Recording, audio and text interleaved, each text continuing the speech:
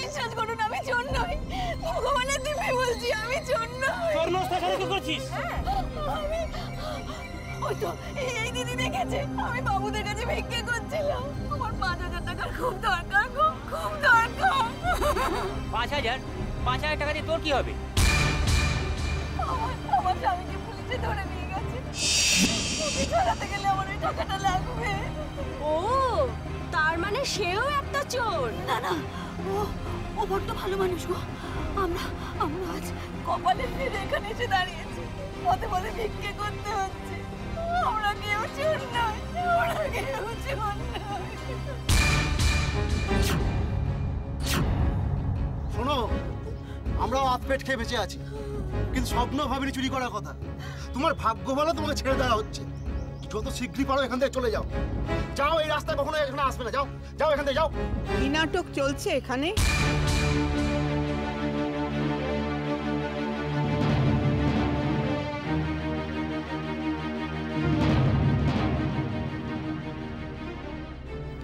একলা একটা মেয়েকে পেয়ে মহা উৎসব শুরু হয়ে গেছে দেখছি। এখানে তো মেয়েরাও রয়েছে। মেয়ে হয়ে একটা মেয়ের হেনস্থা সব তাড়িয়ে তাড়িয়ে দেখছো। বাহ, এই জন্যই না বলে মেয়েরাই মেয়েদের বড় শত্রু। লজ্জা করে না তোমাদের?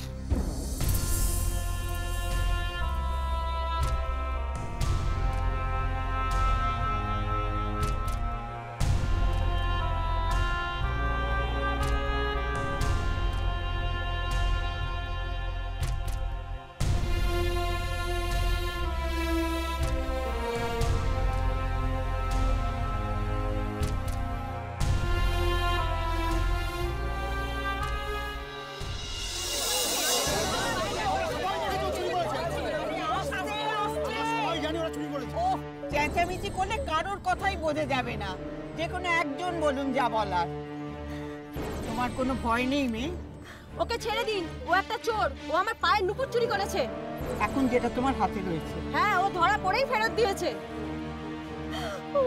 ওটা রাস্তায় পড়েছিল, আমি দেখতে পেয়ে ওটা নিয়ে।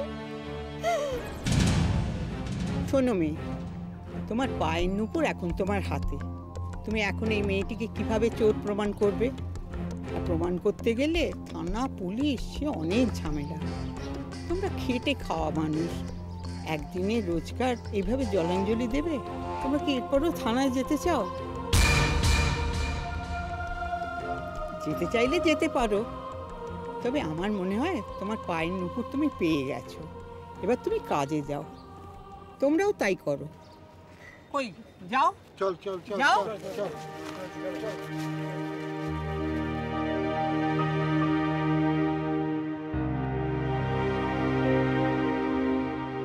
তুমি সত্যিই চুরি করেছিলে? ওরা যা বলছে সত্যি?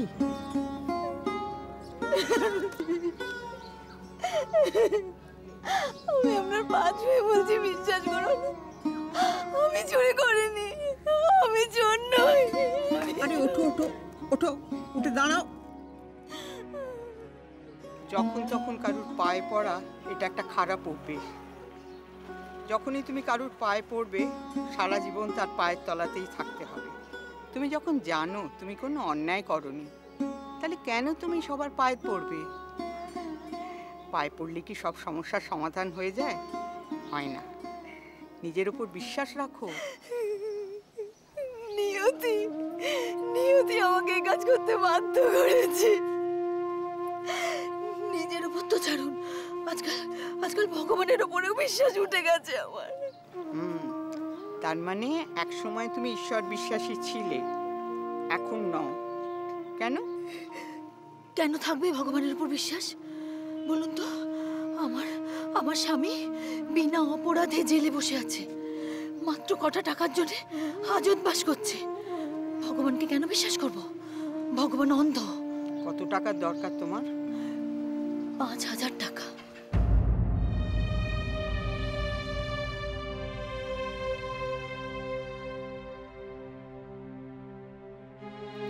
এসো আমার সঙ্গে।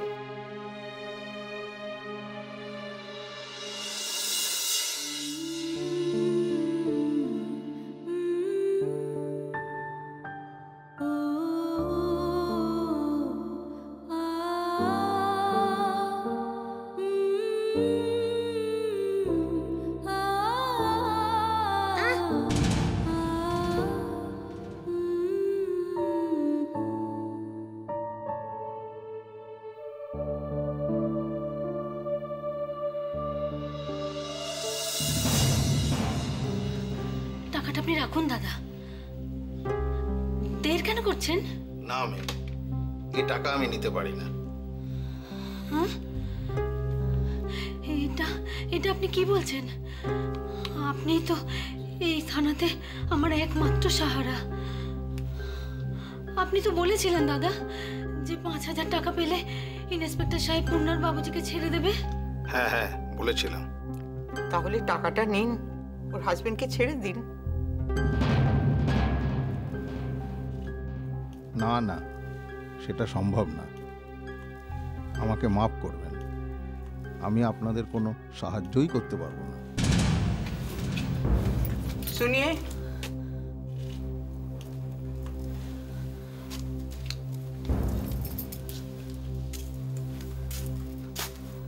টাকাটা কম মনে হচ্ছে?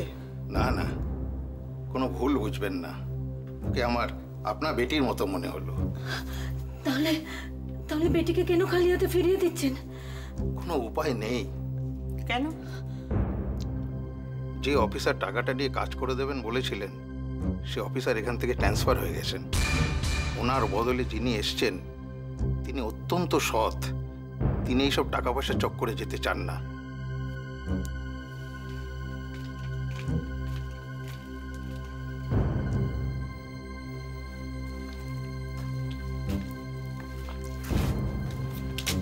এখন চলে যাও বেটি, এখন সবকিছু হাতের বাইরে চলে গেছে।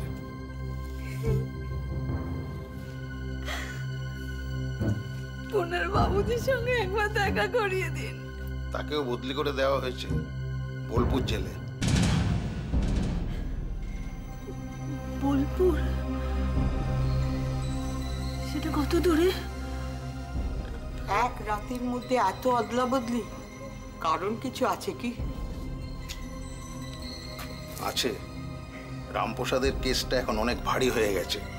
ও এখন মার্ডার কেসের আসামি। কিন্তু গৌরী যা বললো, ওর কেস তো এখনো কোর্টেই ওঠেনি। তার মধ্যেই এখানে সবকিছু হয়। চেনা জানা থাকলে মরা মানুষও বেঁচে ওঠে। শান্তনু মুখার্জির স্ত্রীর সঙ্গে কমিশনার সাহেবের একটা নিকট আত্মীয়তা আছে। এবার বাদবাকিটা আপনারা বুঝে নিন। দাদা, স্যার ডাকছেন। আসছে।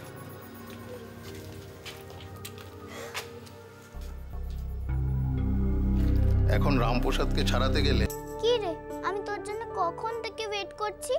সন্ধ্যাবেলা আমার ঘরে এলি না কেন? বসে বসে বোর হচ্ছিলাম। মা, আমি তো কাজ করছিলাম। তুই সেলাইও করতে পারিস? দেখি কি সুন্দর সেলাই হয়েছে রে। সুন্দর করতে গিয়েই তো দেরি হয়ে গেছে। জানিস, এটা আমার মায়ের সবচেয়ে পছন্দের শাড়ি। তাই?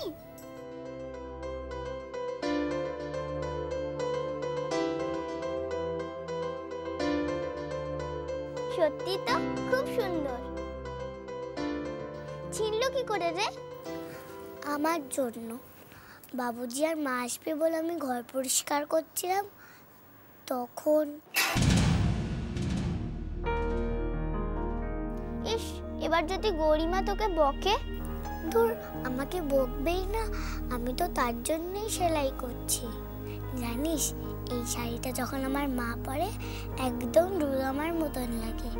যা, দুর্গামা ঘুমটা দেয় নাকি? না রে, পুজো দেবে বলে মা যখন এই শাড়িটা পরে আসে তখন মাকে একদম দুর্গামার মতন লাগে। মায়ের গোল টিপটা একদম দুর্গামার মাঝখানের চোখটার মতন লাগে, আর খোলা চুলগুলো একদম দুর্গা মায়েরই মতো।